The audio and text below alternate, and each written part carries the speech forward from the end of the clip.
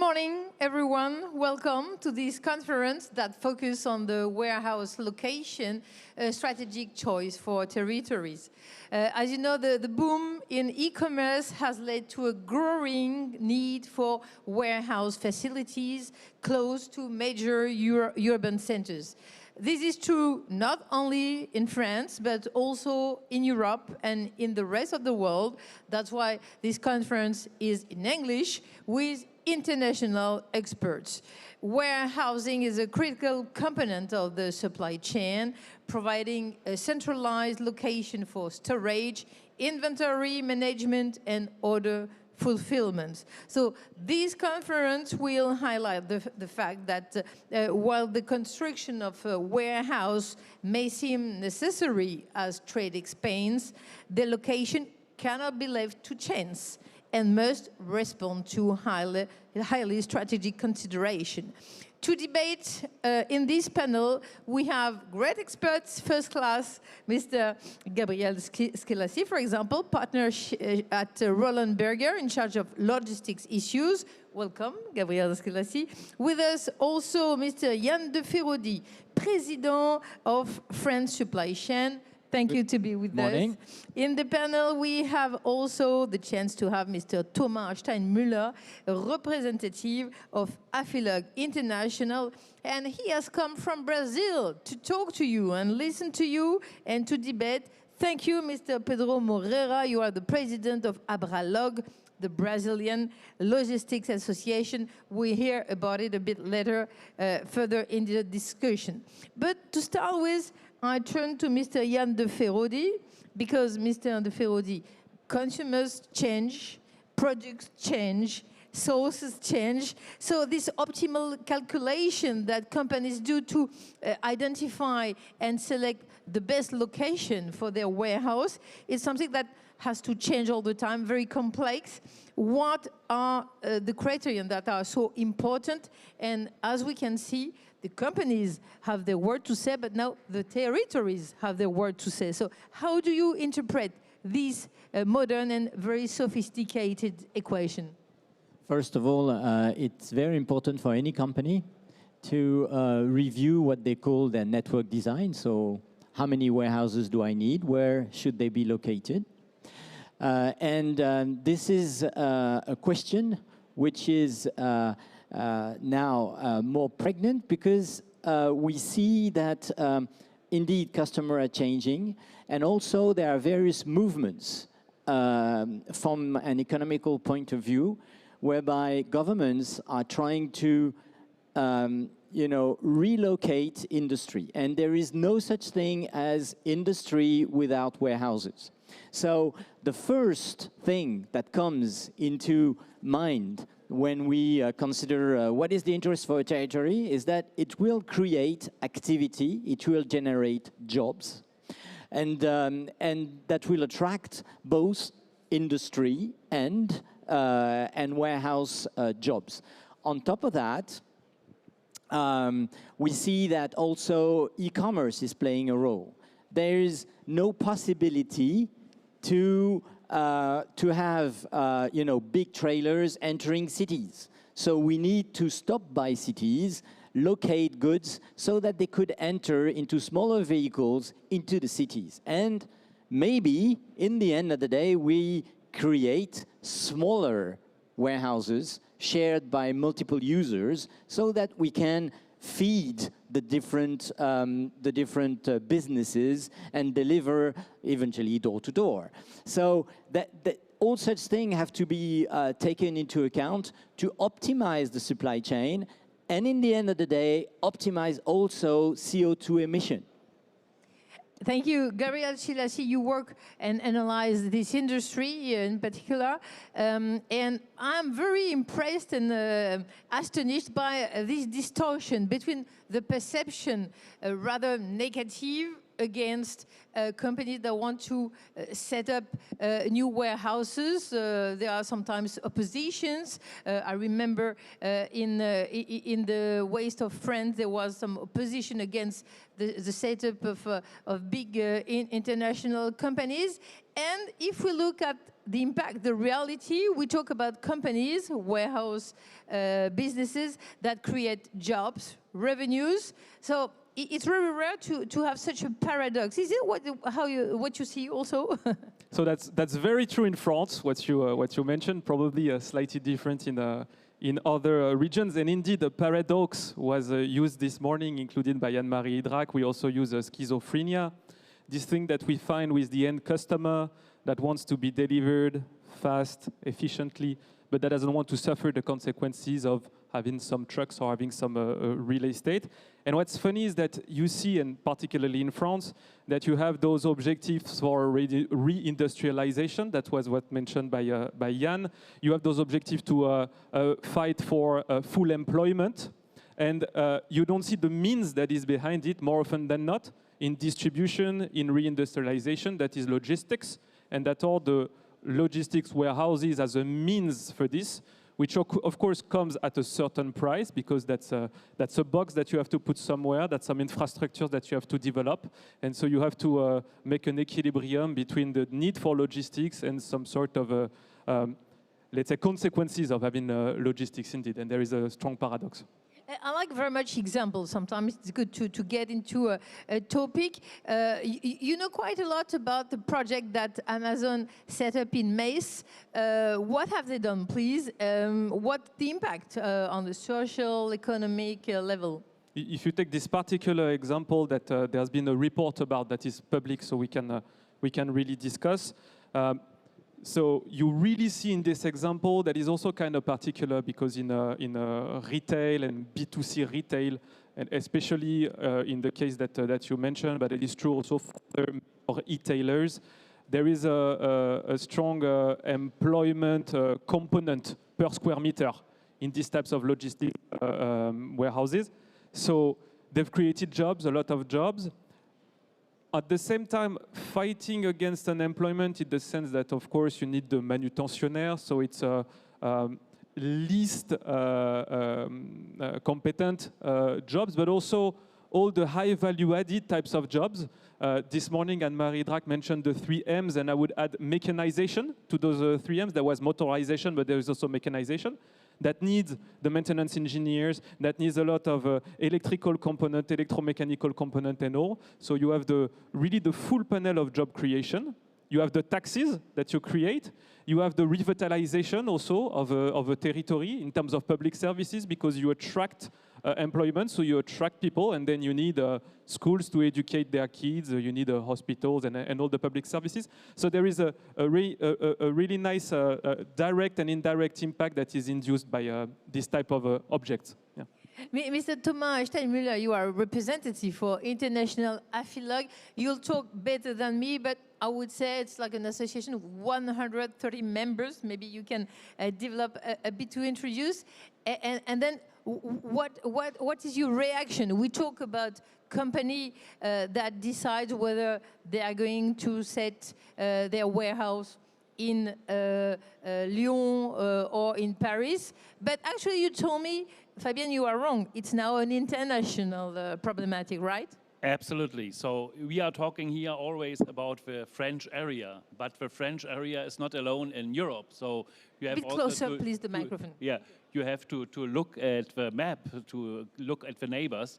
And I can tell you from Germany, for example, we have a discussion with Amazon also, and we have even a strong labor union, which every year to Christmas makes strikes on the properties of Amazon. And every German get his gifts right on the 21st of December because they were delivered by Poland. So we have always to say, if France say, no, we want no Amazon in France, that's no problem for Amazon because Amazon will put the topics from outside and you have a problem because you have a negative footprint because the transports are longer, but that's not the problem of the international companies. And the international companies are looking pan-European. They are looking on the European continent and look where are the best possibilities to invest and where is the support high and where is the support low. So Poland, for example, is profiting from this because they are very flexible. You have a permission for construction in between of 6 weeks, so it's very fast. You have territories in any size, and they have a good infrastructure. So we always have to look on the international side, on the geopolitical side also, but in the pan-European side especially. And France is not alone in Europe, and the customers will order by Amazon even if there will be no warehouse in France. They will get also the deliveries. Are there major differences between the way warehouses are built in France, in Germany? Maybe the criterion are a bit different? No, that's the same. So the warehouses are the same, but the procedures are different, and the permission process is quite different. We'll talk, and I'll come back to you, Mr. Morin, in a second, about regulation, because actually there are still a lot of national regulation. What do you call for? Do you think European regulation might harmonize and make the map be different? I think we have to look from regulation, we have to construct also a European regulation which is available in every country, and we have the same regulation in every country in Europe. So that's the idea of a European Union, to have the same conditions everywhere, and we have to work on this. That's also our work as association, as AFILOG, because we are addressing the topics not only in Paris, but we are addressing the topics at Brussels. And there we are talking about topics 3 years before we are talking in the national governments. Thank you. Mr. Pedro Moreira, what are the predictions for the Brazilian real estate market, challenges and opportunities? Well, good afternoon. Thank you, Fabienne. It's a pleasure to be here with Gabriel, my friend Thomas, and Ian. And sorry, because my question was a bit specific. Maybe I might start with the big picture. Yeah. What are the current scenario and particularities of the Brazilian real estate market for logistics and warehouses? Because to be honest, I don't know anything about it yet. Thank you. Yeah, last year we received a French mission in Brazil to visit our real estate market, but basically the real estate market in Brazil is really young. You are talking and become professional 20 years ago only. The big players such as JOP land in Brazil 12 years ago, so it's a really young market. Nowadays, we do have around 26 million square meters of Class A warehousing. The other categories, B, C, D, around 36 million. And, but there is a reason. This has been pushed by e-commerce. Before the pandemic, e-commerce represents only 3% of Brazil total commerce. Nowadays, 16%. And specialists are foreseeing for 25% in 5 years' time. So this is booming the sector. One specific issue in Brazil is urbanization. 69% of global population will live in urban areas by 2050. Nowadays in Brazil, we have 85% of population lives in big city.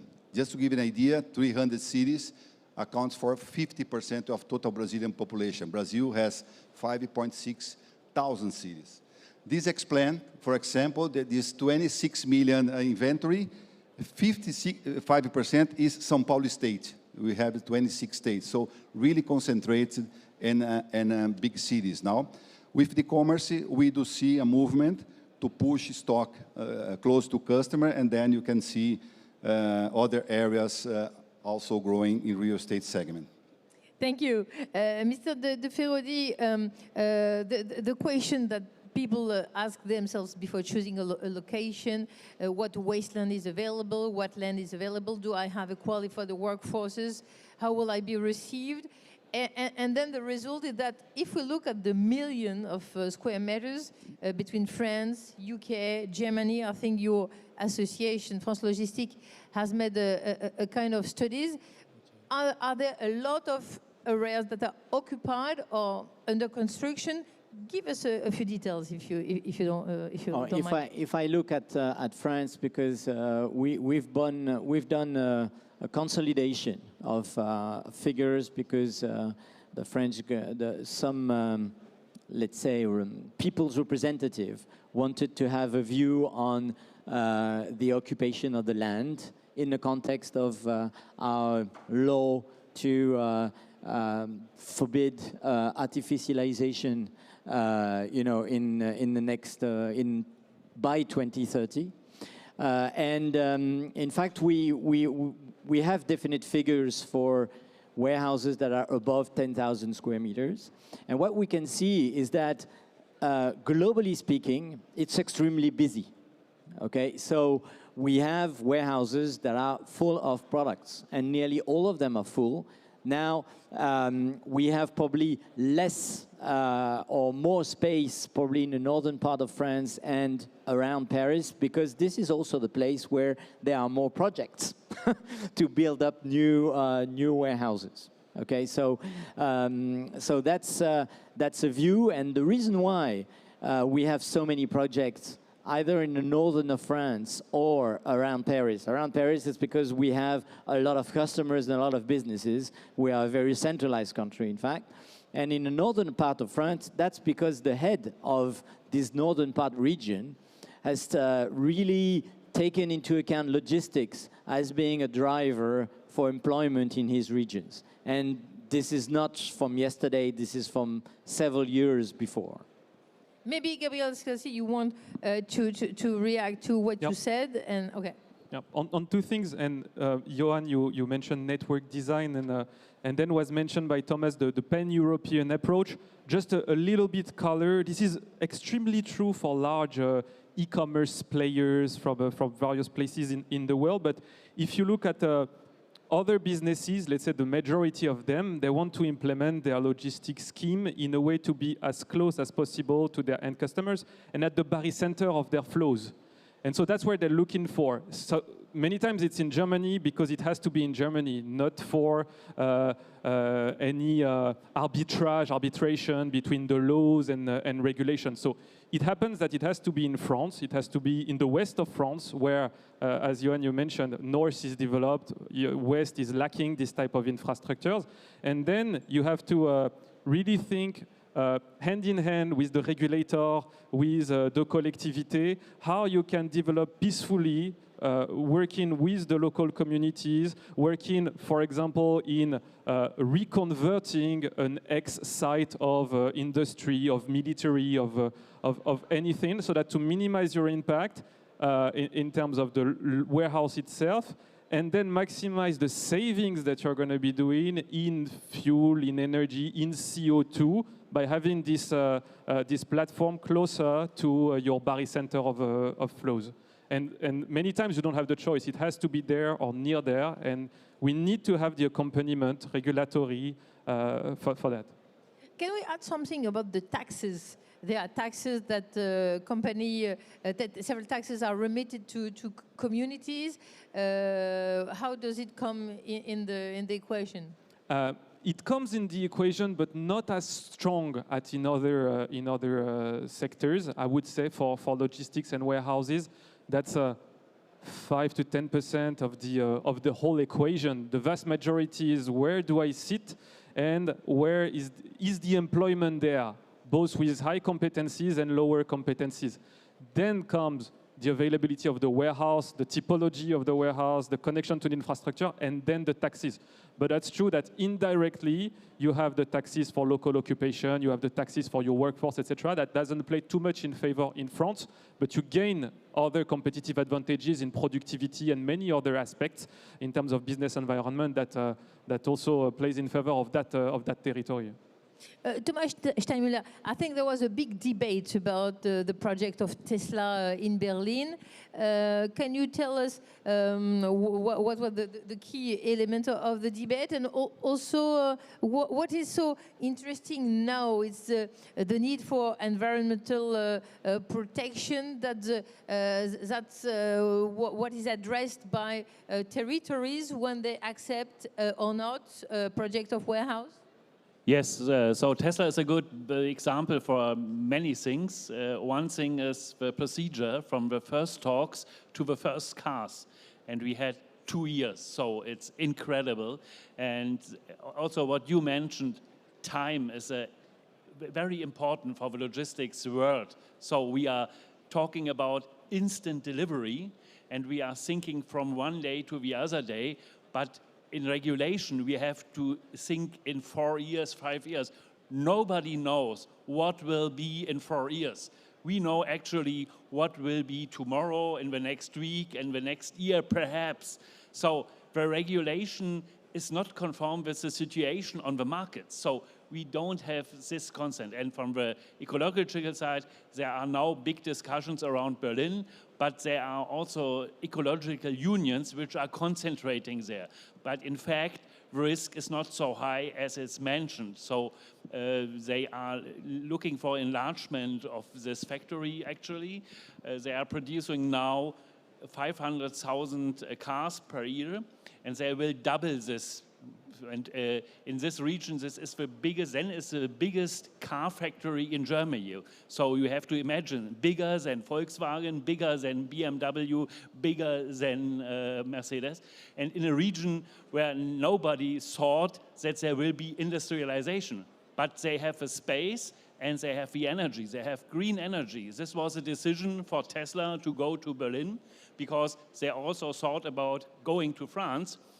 Our nuclear is not green energy. So they said it's not possible for us to go to France because nuclear is, after our definition, not green. And so we need green energy. So the points are discussed, yes, but the government is behind, and that's very good. We need the government, it's not only the local government, but the German government that is behind, and that's a big thing. So it's a big factory, and the output is very enormous. And we have also the demands for the local authorities, because we have another installation of Intel near Magdeburg. And the first thing the major of Magdeburg said, that his people from the government have to learn English, because it's an advantage to speak the language of the people. And we have also in Tesla in the region the problem that there are no international schools. There are no universities in this area, so there are no shopping possibilities. And the people coming from all over the world to Tesla, because they are fans of Tesla, they are coming from every corner of this world, and they are asking for comfort for their families also. Thank you. Mr. Morera, it must make you smile when you hear all these challenges in Europe, or maybe you have also something like that in Brazil. What are the criteria for an optimal location in Brazil? How do you deal with opposition, if there is also opposition? And can you tell us also about a success story in this field of logistics? Because it's true, in debate we like to focus on challenges, difficulties, but there are success stories. Excellent points. In terms of criteria, I think the first topic is to understand the market, and the direction, e-commerce, retail, automotive, whatever, and also get support of market intelligence research. You have several nowadays that can support the company, SILA, Colliers, whatever. The second point is geographic location, access to railroads, roads, airports. The other one is infrastructure available, water, electricity, sanitation. Land cost and readiness. Land cost in Brazil has been increasing a lot in the last 3-4 years. Staff hiring, we also see a shortage of manpower. Tax incentive for long, this could be. And one problem that we have in Brazil as well is timing for getting permits to build. Vary from 2 to 3 years. If you take a look in recovery of wastelands, then this jump to 6-7 years to get the permission. So this is the main point that I can see in the criteria for optimal location. In terms of good history, I think that last year Thomas was with us. The topic of urban logistics, Normally, that inventory that I mentioned, 26 million square meters, is big warehouses, 100 to 100,000 square meters. So we need the mini hubs in the city. No? We don't have many. But São Paulo has a good initiatives. The real estate segment is investing in old plants, old factories, no? Retrofitting them and renting for 100 to 100 meters for last mile cross dock. Is a good history. São Paulo last year closed with 0.3 million retrofitted square meter retrofitted area, and you add 0.5 million this year. So we are jumped to 0.9. What's a good history that are going to face in Brazil. Thank you, Mr. Moreira. Yann de Ferrodi, let's back to the French news. There is a big debate these days because a parliamentary report was released in December by Charles Fournier, Sandra Marceau, on the impact of the deployment of large logistics warehouse over 40,000 meters. And then the association France Logistique warned against over simplistic solutions such as banning warehouse or excessively restricting their deployment. There is a lot at stake now. Huh? Yes, there is. On the one hand, I sympathize with the report. I think that they did a pretty good job overall. They listened to a lot of people, including ourselves. And yes, one of the recommendation is to make sure that people who want to implement a new warehouse just go to the communities, they discuss with the people, and they have to, in fact, make a good job at communicating what will be the benefits for the communities and how they will do, in fact, their job and evolve in time. That's one. Now, I think that in some areas around the edges, they were probably a bit too straight and probably radical. Yes, that's it. And so, for example, we know for a fact that big warehouses that the report just points out, large warehouses like 100,000 square meters are more efficient in terms of heating, in terms of CO2 emission, etc., than the rest. So all being equals, so you have to pay attention on the way you build the warehouse, on the way you, and everything that surrounds the warehouse, solar panels, whatever you have. But large warehouse, we know, are more efficient than small. So if you take two small warehouses with an equivalent square meters to a big one, the big one is more efficient. And we know that. So there is no point in saying, oh, we want to ban these. Okay, so that's my first point that I consider a bit too radical. Then when we talk about, and in France we're very gifted for that, we launch a subject on zero net artificialization. Fine. How many square meters are built each year? What is the surface of this country? And we're talking about 1 to 2%. So we're not talking about the big subject. And, especially in this industry and in supply chain, we're very used to contemplating, Pareto analysis, and we strike on, the problem that represent 80% of your problems. We look, and often, 20% of the issues are 80% of the consequences. So we deal with this first. So I think that there are many other things to deal with than, looking at 1% of the issue. So,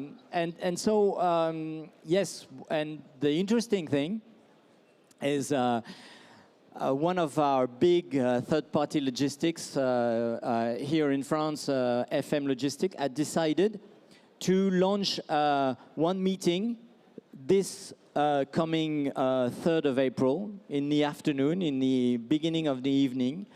There will be a tribunal that they have created, which is, and what is at stake is that should we destroy all big warehouses?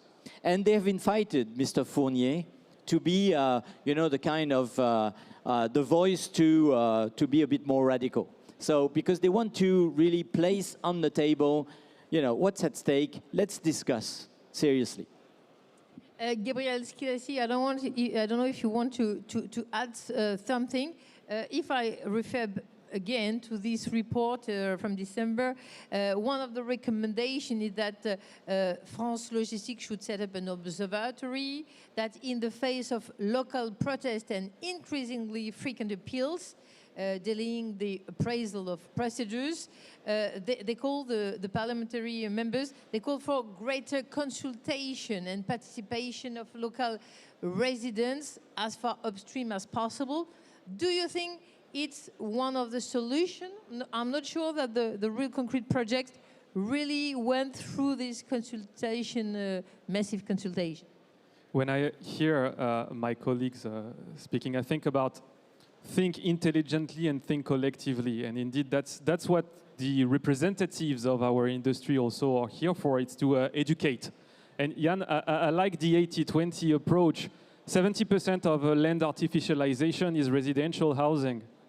So it's not logistics, but it's easy to, you find the nail and you hammer it, because these guys, they are not seen as any solution to reindustrialization, to re-employment, etc., as we mentioned at the beginning of the discussion. And the issue that we have, and you mentioned regulation, Pedro, is indeed that it's long to arbitrate for the permit, urbanization permits. It's long. And I was surprised to hear that in Brazil, sometimes it's longer than in France, eventually. In France, it's 18 months, 2 years. In Germany, in the UK, it's less than 6 months sometimes. In Spain, it's 12 months. So it goes faster, and the job is done properly. And you have a lot of recours. So individuals, associations that make a rightful recours. I mean, of course, to express their concerns about the project, but in France the door is maybe too much open to some content that was not voiced out during the preliminary phases of public opinions and this type of things. There is not a filter like they do in the UK that is performed by the regulator.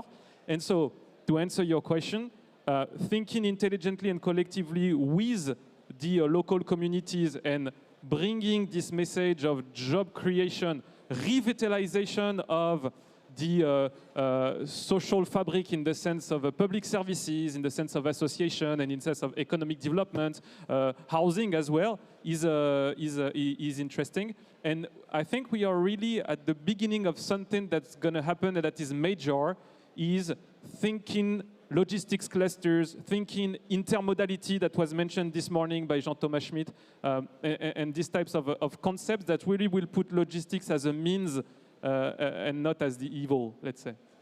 Mr. Moreira, how is the global movement to reorganize supply chains and nearshoring impacting the warehouse real estate market in Latin America?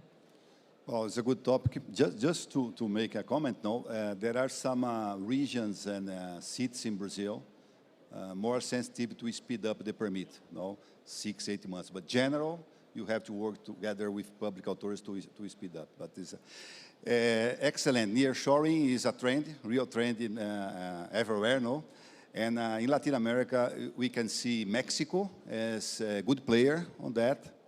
Mexico is amazed what's happening in Mexico, booming. A lot of international companies, Chinese companies migrating to Mexico, Tesla. And they are located in center to north of Mexico to be close to the U.S. border. The manpower cost is increasing. There is unemployment nowadays is 2%, is really low. But Mexico has also a tax incentive. They call IMEX. That's a 16% tax reduction for companies, manufacture, assembly there, and export. So it's a good example of nearshoring.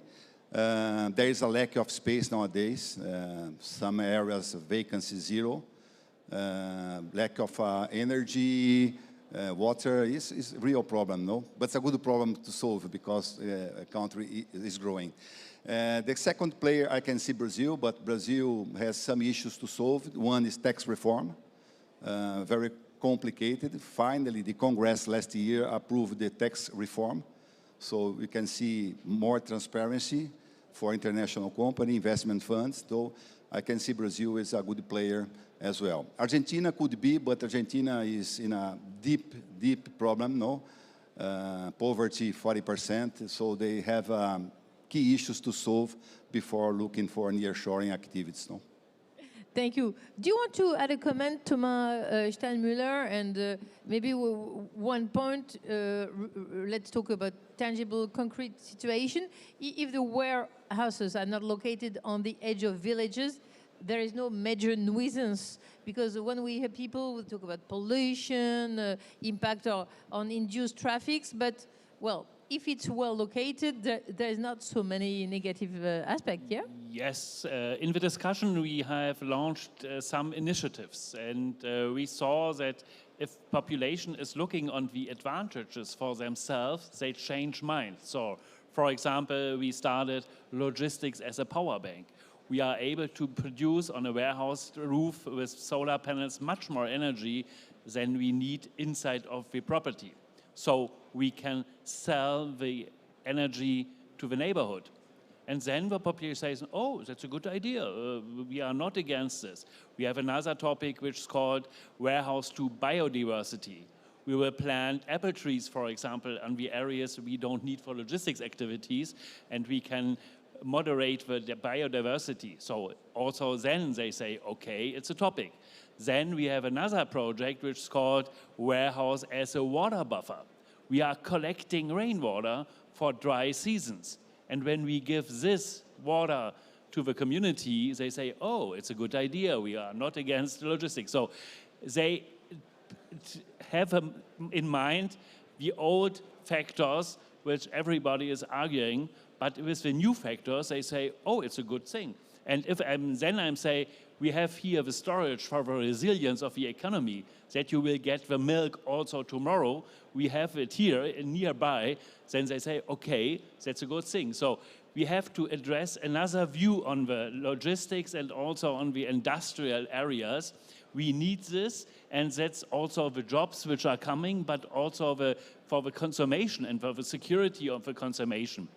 And for this, COVID was a good learning, but because there they saw what's the reason if the supply chain doesn't work and the shops are empty. So that's a big point we always address, and I think we always see a change in this. But the governments don't accept it. So the governments and the regulations are slower than the people is.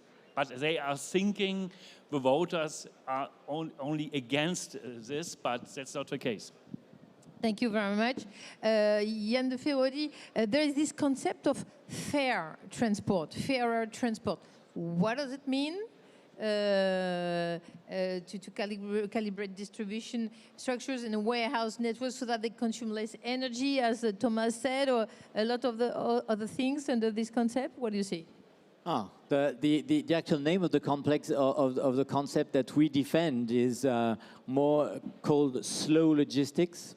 And in fact, we believe that this is because we are so much in a hurry all the time that we've done a pretty good job at optimizing our supply chains for the past 40 years or 50 years that are very vertical and are very speedy and optimized.